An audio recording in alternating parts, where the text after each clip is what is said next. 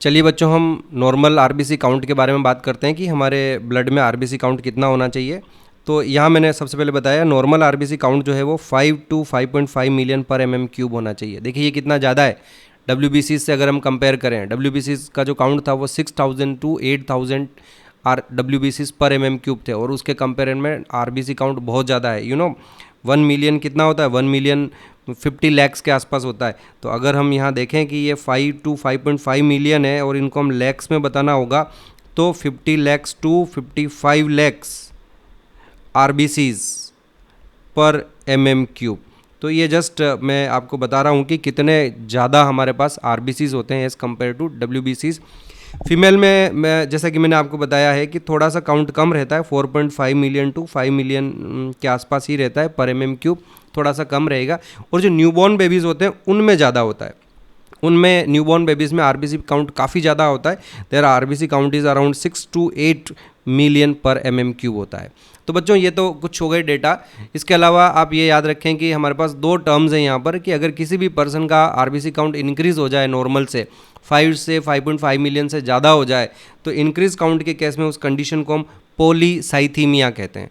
और अगर किसी का आरबीसी काउंट डिक्रीज हो जाए तो हम उसे एनीमिया कहते हैं। एनीमिया तो आपने बहुत सुना होगा, किसी के भी हीमोग्लोबिन कम हो रहा है तो हम कह देते हैं सीधा कि अरे उसको एनीमिया हो रहा है, पर आपने पॉलीसाइथीमिया के बारे में नहीं सुना होगा। अगर किसी का आरबीसी काउंट इंक्रीज हो जाता है तो उसके लिए हमारे पास टर्म है एनीमिया, पॉलीसाइथीमिया। और पॉलीसाइथीमिया कब होता है? पॉलीसाइथीमिया यूजुअली तभी होता है जब हम कभी किसी हिल स्टेशंस पर जाते हैं, तो ऐसी कंडीशंस में वहाँ पर पॉलीसाइथीमिया होने के चांसेस है। इसके अलावा कुछ और मेडिकल कंडीशंस भी होती है। किसी पर्सन को अगर लगातार हाइपोक्सिया रह रहा है किसी भी वजह से, क्रोनिक ऑब्स्ट्रक्टिव पल्मोनरी डिसऑर्डर्स जो होते हैं, ऐसी किसी कंडीशन में भी उनको पॉलीसाइथीमिया हो सकता है। पर आप तो इतना ध्यान रखें, आपके लिए अभी ज़्यादा मेडिकल कंडीशंस पर हम नहीं जाएंगे। तो नॉर्मली जब हिल स्टेशंस वगैरह पर जाते हैं तो पॉलीसाइथीमिया हो जाता है।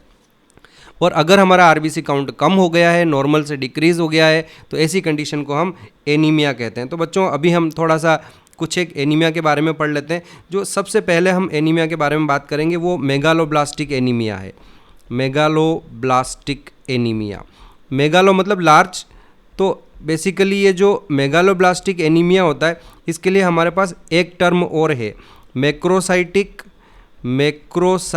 नॉर्मोक्रोमिक एनीमिया भी कहते हैं इसे, नॉर्मोक्रोमिक एनीमिया भी कहते हैं।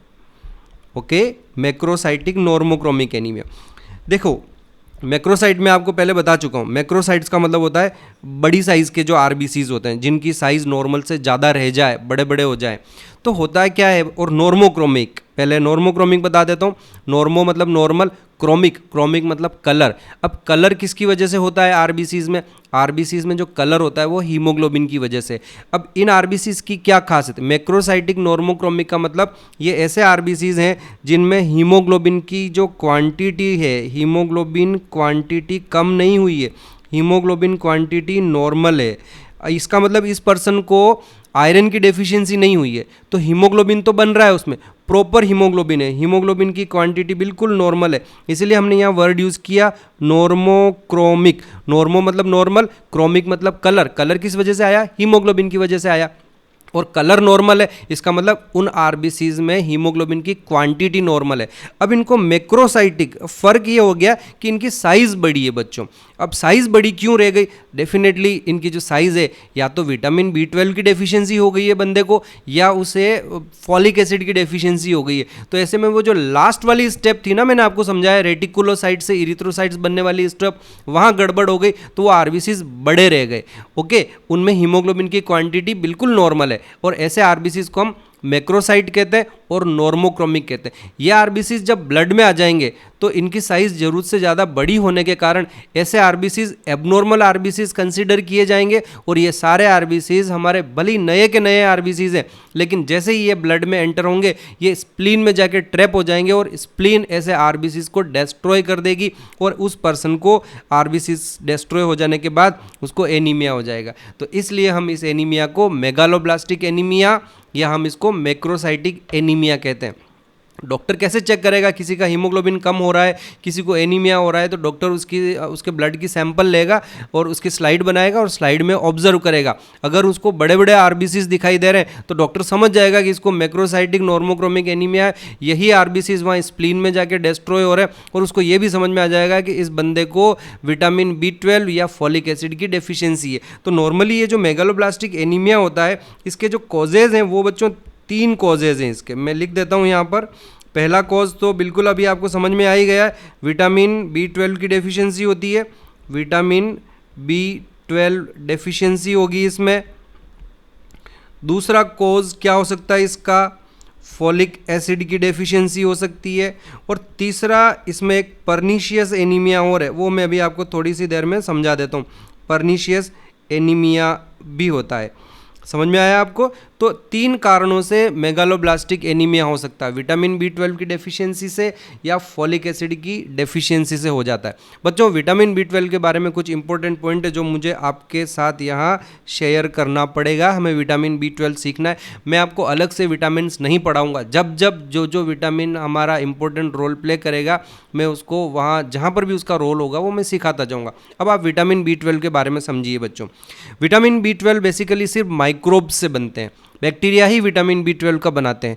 तो होता क्या है, जो हमारे फ्रूट्स होते हैं, हमारे जो वेजिटेबल्स वगैरह होते हैं, उनके ऊपर विटामिन B12 की एक पतली सी थिन लेयर होती है और उन बैक्टीरिया को जब हम उन फूड्स को खाते हैं तो उसी के साथ साथ हमें विटामिन B12 भी मिल जाता है।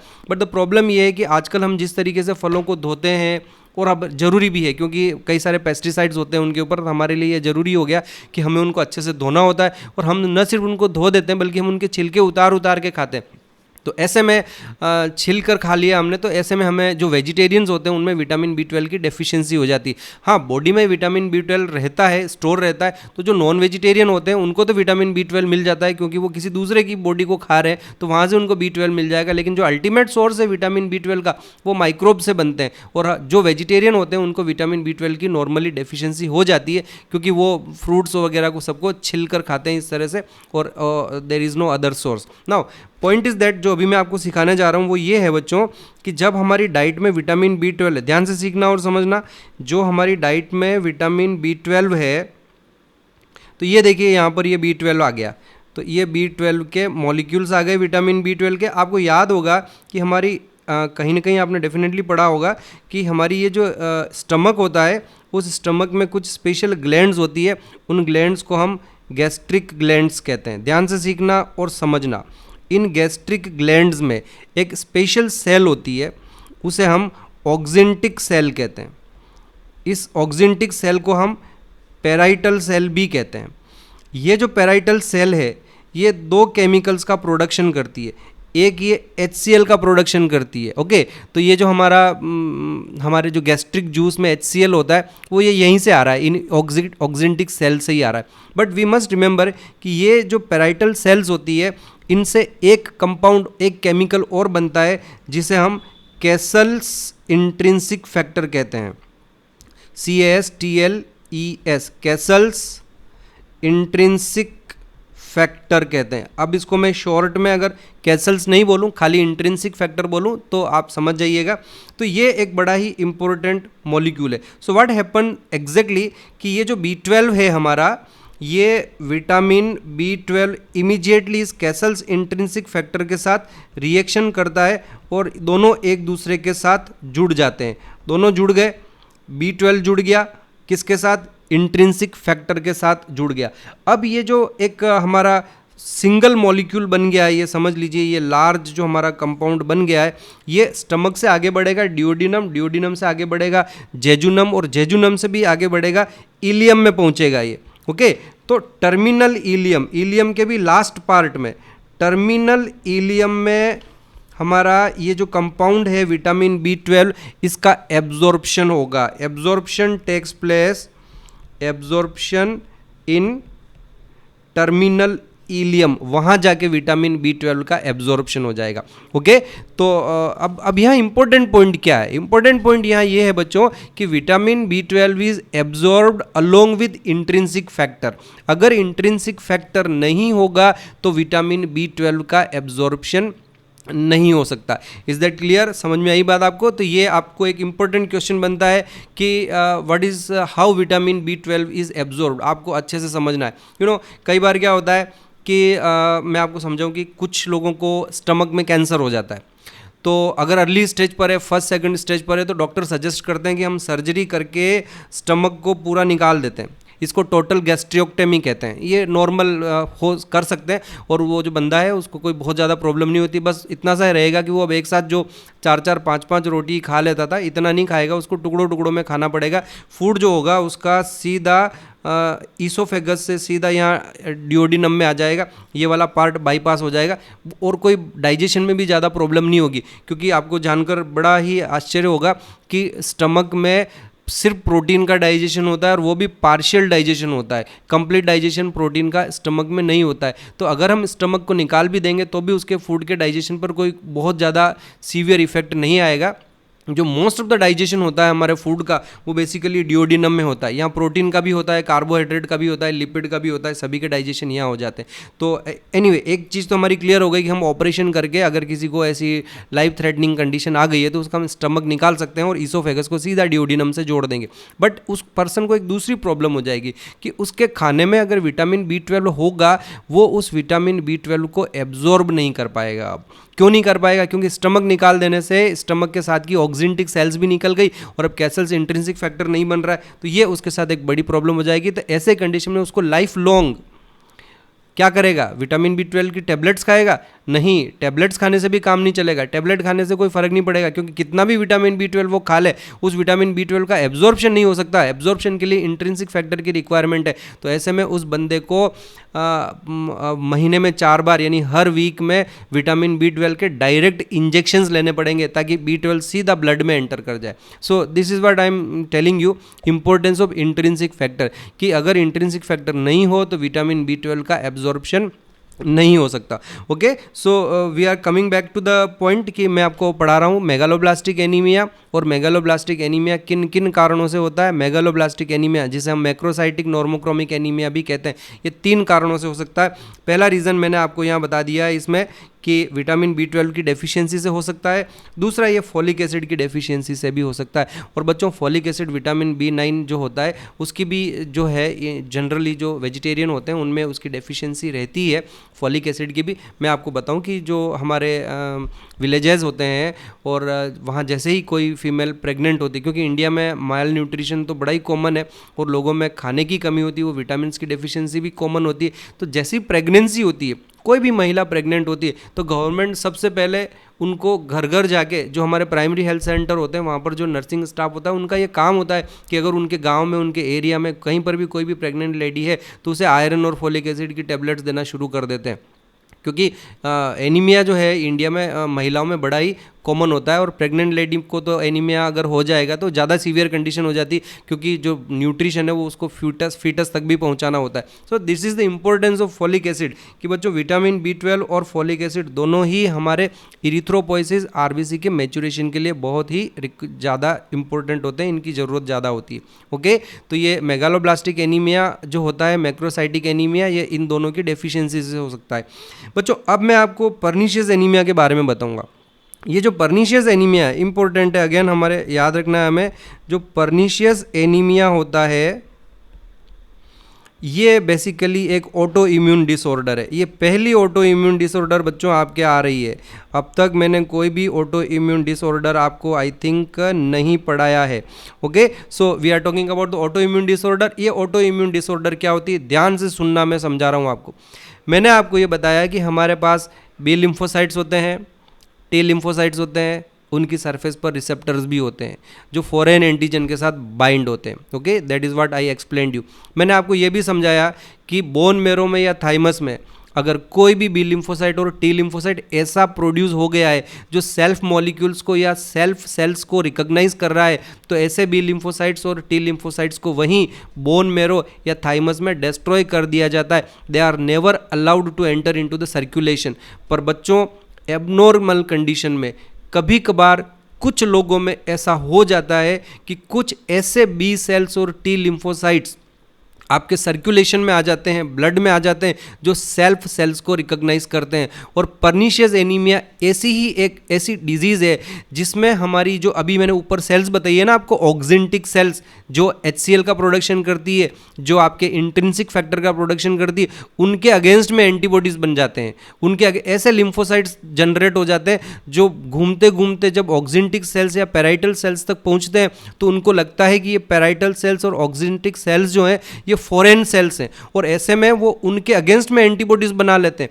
ये एंटीबॉडीज हमारी उन पैराइटल सेल्स के साथ जाके बाइंड हो जाते हैं, और जैसा कि मैंने आपको समझाया, अगर किसी भी सेल के ऊपर एंटीबॉडी जाके बाइंड हो जाता है तो उसके ऊपर एक बोर्ड लग जाता है कि this is to be killed, और ऐसे में हमारी बाद में जो फेगोसाइटिक सेल्स है वो हमारी सेल्फ पैराइटल सेल्स को, उन ऑक्जेंटिक सेल्स को डिस्ट्रॉय कर देती है, और ऐसे लोगों में फिर HCl का प्रोडक्शन भी नहीं हो पाता है बच्चों, और HCl के साथ साथ उनमें इंट्रिंसिक फैक्टर का प्रोडक्शन भी नहीं होता है, और इंट्रिंसिक फैक्टर का प्रोडक्शन उनमें अगर नहीं होगा तो वो जो विटामिन B12 खाएंगे उसका एब्जॉर्प्शन नहीं हो पाएगा, और अगर विटामिन B12 का एब्जॉर्प्शन नहीं हो पाएगा तो RBCs का मैच्योरेशन नहीं होगा, और उन्हें ये ऊपर जो मैंने आपको समझाया जो मेगालोब्लास्टिक एनीमिया है वो वाला एनीमिया हो जाएगा। पर इस बार ये जो मेगालोब्लास्टिक एनीमिया ये विटामिन B12 या फॉलिक एसिड की डेफिशिएंसी से नहीं हुआ है। वो बंदा विटामिन B12 तो खा रहा है लेकिन उसके विटामिन B12 का एब्जॉर्प्शन नहीं हो पा रहा है। क्यों नहीं हो पा रहा है? Because antibody has been produced against the parietal cells और ऑक्जेंटिक सेल्स। तो यहाँ मैं आपको लिख देता हूँ, it is an autoimmune disorder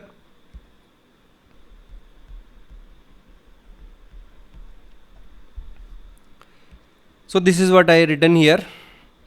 Autoimmune disorder है ये, pernicious anemia, where antibodies are produced against parietal cells या intrinsic factor. Due to a deficiency of intrinsic factor, vitamin B12 is not absorbed, leading to megaloblastic anaemia. तो बच्चों megaloblastic anaemia और pernicious anaemia में क्या फ़र्क है? Basically pernicious anaemia एक तरह का मेगालोब्लास्टिक एनीमिया ही है जहां आपके एंटीबॉडीज़ बन जाते हैं पैराइटल सेल्स के अगेंस्ट में या इंट्रिंसिक फैक्टर के अगेंस्ट में।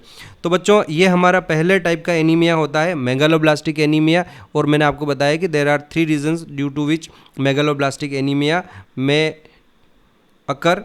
अब हम बात करते हैं एक दूसरे टाइप के एनीमिया के बारे में, जिस बड़ा ही सिंपल है और छोटा सा है, तो हम इसको ख़त्म करेंगे। इसे हम माइक्रोसाइटिक हाइपोक्रोमिक एनीमिया कहते हैं। अब आप समझ गए होंगे, माइक्रोसाइटिक का मतलब तो हुआ स्मॉलर RBCs, छोटे रह जाएंगे RBCs। अब स्मॉलर RBCs क्यों बनते हैं? स्मॉलर RBCs बच्चों हीमोग्लोबिन की कमी के कारण बनते हैं। अब देखो यहाँ लिखा भी हुआ है हाइपोक्रोमिक, हाइपो मतलब कम, लेस, क्रोमिक मतलब कलर। अब कलर किसकी वजह से होता है? हीमोग्लोबिन की वजह से होता है। तो ये वो RBCs हैं जो छोटे रह गए हैं और जिनमें लेस हीमोग्लोबिन है, लेस हीमोग्लोबिन। और लेस हीमोग्लोबिन क्यों होता है? Less haemoglobin is due to deficiency of iron. तो due to deficiency of iron ये हो जाएगा। ओके, तो ये आपको ध्यान रखना है कि अगर आयरन की डेफिशिएंसी हो जाएगी, जैसा कि मैंने आपको पहले समझा ही दिया है कि अगर किसी इंसान को आयरन की डेफिशिएंसी होगी तो उसमें हीमोग्लोबिन नहीं बनेगा, उसके RBCs में हीमोग्लोबिन की क्वांटिटी कम होगी, और अगर हीमोग्लोबिन की क्वांटिटी कम होगी तो RBCs छोटे रह जाएंगे, और ऐसे छोटे RBCs को हम क्या कहते हैं? छोटे RBCs को हम माइक्रोसाइट्स कहते हैं। जब ये माइक्रोसाइट्स ब्लड सर्कुलेशन में एंटर होंगे और ब्लड में घूमते घूमते स्प्लीन में पहुंचेंगे तो अगेन स्प्लीन में यही समझा जाएगा कि ये एबनॉर्मल RBCs हैं या पुराने RBCs हो गए। ऐसे RBCs को डिस्ट्रॉय कर दिया जाएगा, और जैसे ये RBCs डिस्ट्रॉय हो जाएंगे ब्लड में RBCs की डेफिशिएंसी हो जाएगी and it will lead to anaemia. Is that clear? समझ में आया आपको? तो ये माइक्रोसाइटिक हाइपोक्रोमिक एनीमिया किस वजह से होता है? माइक्रोसाइटिक हाइपोक्रोमिक एनीमिया जो होता है वो आयरन की डेफिशिएंसी से होता है। तो ये आप इसे याद रखेंगे। Is that clear? तो 2 तरह के एनीमिया हो गए हमारे पास। तीसरा एक और एनीमिया होता है बच्चों जिसे हम सिक्कल सेल एनीमिया कहते हैं। सिक्कल सेल एनीमिया कहते हैं। ये जो सिक्कल सेल एनीमिया होता है बच्चों, ये बेसिकली जेनेटिक डिसऑर्डर है, और इसे हम बाद में जब डिजीजेस पढ़ेंगे, जेनेटिक्स पढ़ेंगे, उस समय बात करेंगे।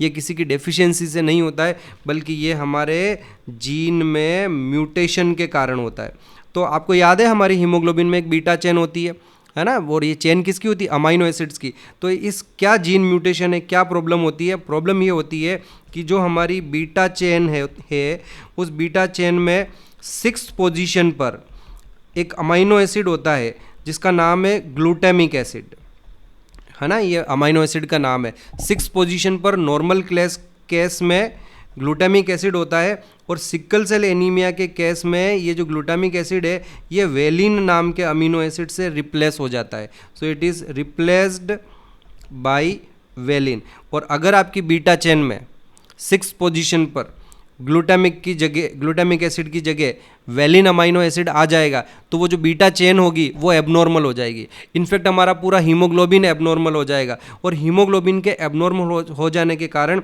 आरबीसी का जो ये नॉर्मल शेप होता है ना बच्चों, उसकी जगह आरबीसी का शेप इस तरह का हो जाता है, और ऐसे आरबीसी को हम सिकल शेप्ड आरबीसी कहते हैं। और what will happen to these sickle shaped RBC? Such sickle shaped RBC will again be destroyed in spleen,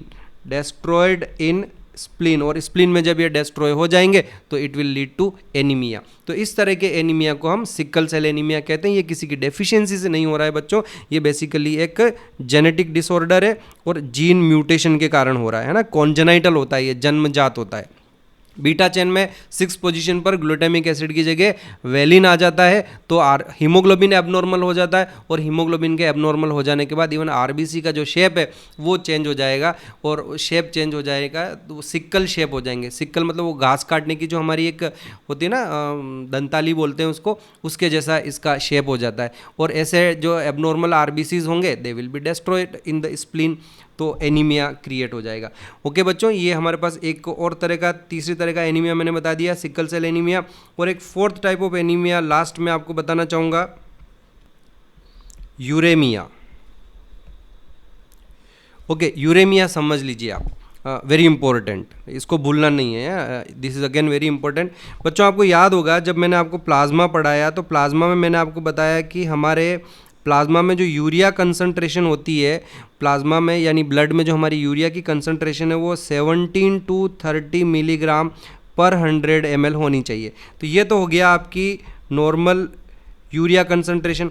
अब मान लीजिए किसी इंसान को रीनल फेलियर हो गया है, उसकी किडनी काम नहीं कर रही है। अगर रीनल फेलियर हो जाएगा तो ब्लड में जो यूरिया कंसंट्रेशन होगी ये आपके 17 to 30 मिलीग्राम से ज़्यादा हो जाएगी। तो मान लीजिए अगर किसी की 40-50 मिलीग्राम के आसपास चली गई है ना, तो ऐसे में क्या होगा, ब्लड में यूरिया कंसंट्रेशन हाई होने पर हमारे आरबीसी का जो शेप होता है ना बाइकोन के, वो शेप बिगड़ जाता है और डिस्टॉर्टेड शेप रहता है। और ऐसे डिस्टॉर्टेड आरबीसी, कोई और दिक्कत नहीं हुई है, बस ब्लड में ही प्रॉब्लम हो रही, ब्लड में यूरिया बढ़ गया, यूरिया की कंसंट्रेशन बढ़ने से आरबीसी का शेप चेंज हो जाएगा। और इसके लिए भी हमारे पास एक टर्म है, पोइकिलोसाइटोसिस।